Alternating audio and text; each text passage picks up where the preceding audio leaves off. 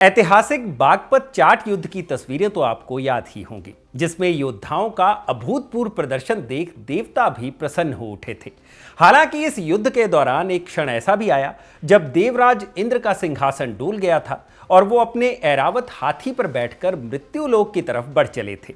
ऐसा ही एक युद्ध आज पटना में भी देखने को मिला, जहां भाजपा और कांग्रेस के कार्यकर्ताओं के बीच चली लाठियां भी ऐसे लग रही थी मानो इंद्रदेव का सिंहासन डूल गया होगा और वो फिर से एक बार मृत्युलोक की तरफ बढ़ चले होंगे।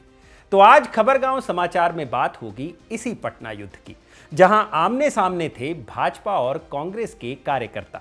लेकिन हर युद्ध के पीछे की एक कहानी होती है, तो इस युद्ध के तार जुड़ते हैं 27 अगस्त की एक घटना से, जब कांग्रेस की वोटर अधिकार यात्रा के दौरान मंच से प्रधानमंत्री मोदी को किसी ने गाली दे दी। हालांकि इस पर 2 दिन से ही विवाद चल रहा था और भाजपा ने तो यहां तक कह दिया था कि अगर राहुल और तेजस्वी नाक रगड़कर भी माफी मांगेंगे तो बिहार की जनता उन्हें माफ नहीं करेगी। और फिर आज जो हुआ वो किसी युद्ध से कम नहीं था। तो चलिए बताते हैं आपको कि इस पटना युद्ध में कौन योद्धा किस पर हावी पड़ा और इस पूरे युद्ध पर किसकी क्या प्रतिक्रिया आई, और जानने की कोशिश करेंगे कि इस पूरे प्रकरण की शुरुआत पहले किसने की। नमस्कार, मैं हूं भूपेंद्र सोनी और आप देखना शुरू कर चुके हैं हमारा डेली बुलेटिन खबरगांव समाचार। क्या वक्फ संशोधन कानून संवैधानिक है? सवाल है जाति जनगणना जाति कैसे पूछ लिए? कौन रेडिकलाइज हो चुका है? मिट्टी में मिलाने का समय आ गया है। सबसे पहले आज हुई झड़प का कॉन्टेक्स्ट समझ लेते हैं। यह झड़प उस वक्त शुरू हुई जब भाजपा कार्यकर्ताओं ने कांग्रेस कार्यालय के सामने विरोध प्रदर्शन किया।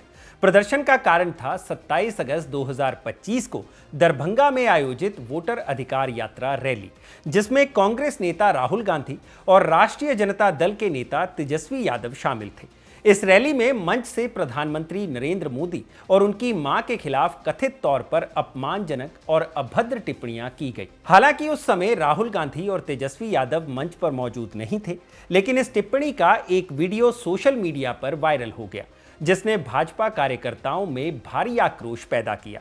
यह पूरा प्रकरण हमने कल के खबरगांव समाचार में विस्तार से बताया है, तो उसका लिंक आपको डिस्क्रिप्शन बॉक्स में मिल जाएगा। भाजपा कार्यकर्ताओं ने इस टिप्पणी को न सिर्फ प्रधानमंत्री का अपमान माना, बल्कि इसे पूरे देश की मातृशक्ति के अपमान के रूप में देखा।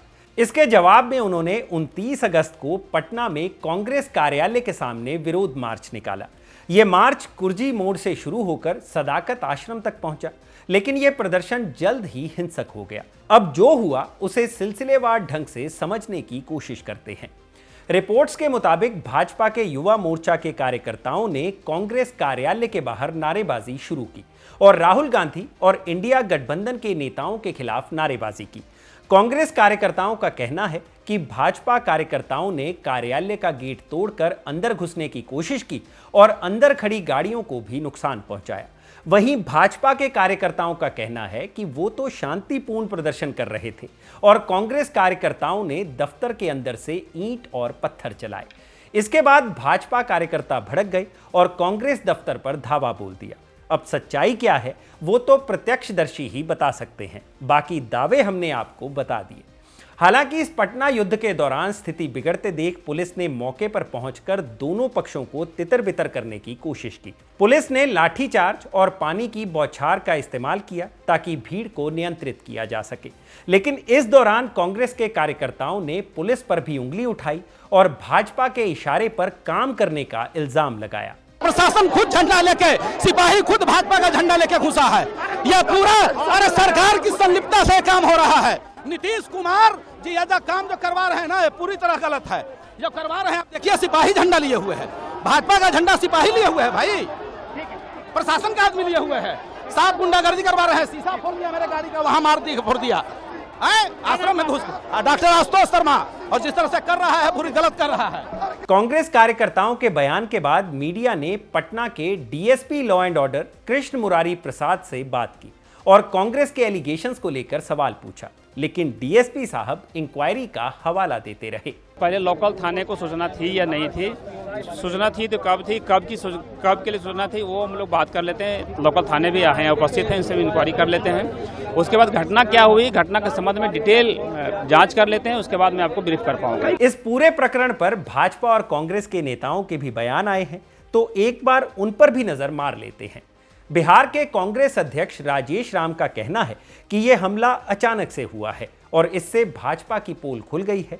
सुनिए उन्होंने क्या कहा। आप गलत बोल रहे हैं कि कांग्रेस कार्यकर्ताओं के तरफ से ये हमला से नहीं, ये हमला अचानक से हुई है और ताले तोड़ के हुए हैं और ये इस तरह का घटना होना बहुत दुर्भाग्यपूर्ण है।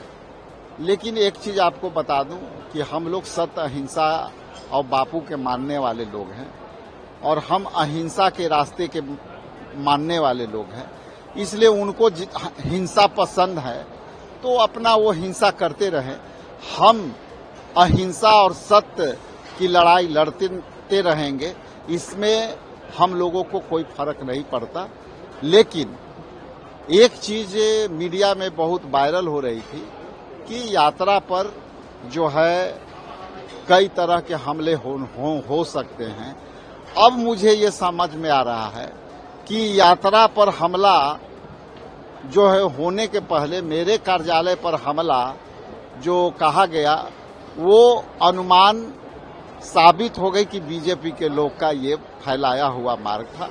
इसलिए बीजेपी के लोग जो किए हैं वो दुर्भाग्यपूर्ण है, लेकिन ये वोट अधिकार यात्रा में उनकी सारी पोल खुल गई है। अब वो सत्ता से बाहर होने जा रहे हैं, तो वो खिसियाइन बिल्ली खंभा नोचन वाला काम कर रहे हैं। लेकिन वो हिंसक हो सकते हैं, लेकिन हम सत्य अहिंसा पर हम चलने वाले लोग हैं, हम उसी को पालन करेंगे। आज हुई झड़प और प्रधानमंत्री पर की गई टिप्पणी पर जब कांग्रेस नेता पवन खेड़ा से पूछा गया तो उन्होंने तो गाली देने वाले को भाजपा का ही एजेंट बता दिया। आप भी सुनिए। ये भारतीय जनता पार्टी का एक टूल किट है जो अब बाहर आ चुका है। पिछले 11 साल से बार बार इस टूल किट का इस्तेमाल होता है। पहले अपने एजेंट्स को हमारी सभाओं में भेजते, इस तरह की गाली गलौज करवाते हैं, गंदे भद्दे नारे दिलवाते हैं, फिर हम पर हमला बोलते हैं कि हमारे लोग थे। उसके बाद आज जो गुंडागर्दी की सदाकत आश्रम, ये इस तरह की एक रूलिंग पार्टी की ये तरीका लगता है आपको? सदाकत आश्रम में हमारे कार्यकर्ताओं के सर फोड़े गए। गलती आप खुद करो, षड्यंत्र आप रचो, बदनाम हमें करने की कोशिश करो, मुद्दा बनाओ ताकि ध्यान हटे आपकी वोट चोरी से। आप रंगे हाथों पकड़े गए हो, इसलिए आप बौखलाए हुए हो, इसलिए आप ये टूल किट लाए हो। ये टूल किट अब नहीं चलेगा, लोग आपकी बातों में अब नहीं आने वाले। हम जानते हैं कि इस टूल किट का अगला हिस्सा क्या है। मोदी जी आएंगे, आंसू बहाएंगे और कहेंगे देखो मुझे गाली दे दी, मुझे गाली दे दी। अब ये चलने वाला नहीं है। लोग आपकी साजिशों को समझ चुके हैं, लोग आपकी चोरी को पकड़ चुके हैं। प्रधानमंत्री पर अभद्र टिप्पणी करने वाले मामले पर मौन धारण किए हुए राहुल गांधी ने इस घटना पर अपनी प्रतिक्रिया दी है। अपने एक्स अकाउंट पर पोस्ट कर उन्होंने लिखा है, सत्य और अहिंसा के आगे असत्य और हिंसा टिक ही नहीं सकते। मारो और तोड़ो, जितना मारना तोड़ना है। हम सत्य और संविधान की रक्षा करते रहेंगे। सत्यमेव जयते। कर्नाटक के चीफ मिनिस्टर और कांग्रेस नेता सिद्धारमैया ने भी इस झगड़े पर टिप्पणी की और कहा कि भाजपा के लोग राहुल गांधी की यात्रा से डिस्टर्ब्ड हैं। यही कारण है कि उन्होंने कांग्रेस के पटना ऑफिस पर हमला किया, जो एक ऐसी हिस्टोरिकल बिल्डिंग है जहां से आजादी की लड़ाई लड़ी गई। BJP people are disturbed by the yatra of Rahul ji. That is why they have attacked the Congress office in Patna. It's a historical building. The freedom movement took place in that building and we got the freedom. यहां आपको ठहरकर सदाकत आश्रम के इतिहास के बारे में भी बता देते हैं। पटना स्थित सदाकत आश्रम भारतीय राष्ट्रीय कांग्रेस का बिहार मुख्यालय है, जिसकी स्थापना 1921 में मौलाना मजरुल हक और डॉक्टर राजेंद्र प्रसाद ने की थी। इसका नाम सदाकत अरबी शब्द से लिया गया है, जिसका अर्थ होता है सत्य। स्वतंत्रता संग्राम के दौरान ये आश्रम बिहार में कांग्रेस के आंदोलनों का प्रमुख केंद्र था, जहां रणनीतियां बनाई जाती थी। भारत के प्रथम राष्ट्रपति डॉक्टर राजेंद्र प्रसाद ने 1962 में सेवानिवृत्ति के बाद यहीं निवास किया और 28 फरवरी 1963 को यहीं उन्होंने अंतिम सांस ली। आश्रम में राजेंद्र स्मृति संग्रहालय भी है, जो स्वतंत्रता संग्राम से जुड़ी वस्तुओं और पेंटिंग्स को प्रदर्शित करता है। खैर, इस पूरे प्रकरण पर भाजपा नेता और बिहार सरकार में मंत्री संजय सरावगी का भी बयान आया है, जिनका कहना है कि आज कांग्रेस कार्यकर्ताओं ने फिर से बिहार को 2005 का गुंडागर्दी वाला बिहार बना दिया। गुंडागर्दी इन कांग्रेसियों की, हम लोग तो शांतिपूर्ण मार्च निकाले हुए थे, लेकिन इन लोगों ने जो 2005 का बिहार था, जो गुंडागर्दी मवालियों का बिहार इन लोगों ने किया था, आज वही कर रहे हैं। अंदर से लाठी पत्थर रोड़ा, हमारे दर्जनों कार्यकर्ता का सर फूटा है। एक तो प्रधानमंत्री जी की गरीब माता जी जो स्वर्गीय हो गए, उनको अब शब्द का बौछार किया गया, अब शब्दों का बौछार नीचता की पराकाष्ठा कर दी गई, और अब फिर यहाँ पर गुंडागर्दी कर रहे हैं। 2005 का पहले का ये बिहार बनाना चाहते हैं, अब ये एनडीए का बिहार है, और बिहार के लोग देख रहे हैं, इसका बदला वो वोट की चोट से लेंगे, इन लोग को खदेड़ के फिर से बाहर करेंगे। इस झड़प पर बिहार सरकार में मंत्री नितिन नवीन ने क्या कहा, उन्हें भी सुनिए। कांग्रेस के नेताओं को चेतावनी देता हूं, आपने मां का अपमान किया है, एक एक बिहारी बेटा आपको इसका जवाब देगा। आपने देश के प्रधानमंत्री का अपमान किया है, एक एक भाजपा कार्यकर्ता इसका बदला लेगा। अब आप तो देख सकते हैं, हम प्रदर्शन करने आए थे, शांतिपूर्ण प्रदर्शन था, कांग्रेस कार्यालय के अंदर से ईटा पत्थर चलाए जा रहे हैं, बंदूक दिखाए जा रहे हैं। तो भाजपा कार्यकर्ता बंदूक और ईटा से नहीं डरता, पत्थर भी खाएगा, माथा भी फोड़ाएगा, शहीद हो जाएगा, पर इस मां के अपमान का बदला लेके रहेगा। ये तो हुई आज की झड़प की बात। अब लगे हाथ इंडिया गठबंधन की वोटर अधिकार यात्रा की भी बात कर लेते हैं, जिसके चलते आजकल बिहार की राजनीति में भूचाल आ रखा है।